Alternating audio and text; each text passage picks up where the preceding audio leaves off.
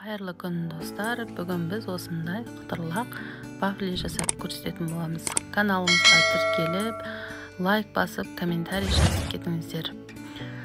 Бізге керек болады 200 грамм қант, 4 жұмыртқа, 200 грамм сүт және 200 грамм сармай қажет болады. Және 200 грамм ұн қажет болады. Бірінші 4 жұмыртқамызды салып, қант екеуін жақсылап миксерлеп аламыз.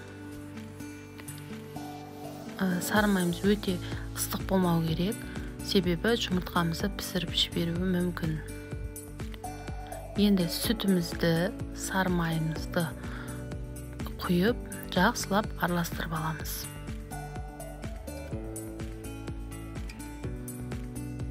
Сосын елегімізден ұнымызды өткізіп, жақсылап араластырып аламыз. Өте қою, немесе өте сұйық болмау керек, орташа сұйықтықта болу керек. Міне осындай, және арнайы қыздырып, осындай вафлинцаға пісіріп аламыз. 2 қасықтан немесе осындай тамақ пісіретін ожаумен жарты шөміш қойсаңыздар болады.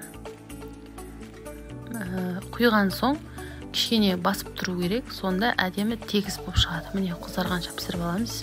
Пісіріп болған соң тезірек орап тастаймыз. Қандай пішінде жасағыңыз келеді, ол өз еркіңізде. Мен осындай пішінде жасадым. Балаларға өте ұнайды, дәмді, сүйсініп жейді.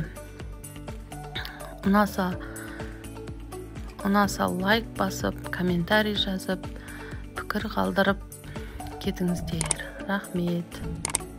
Ас болсын.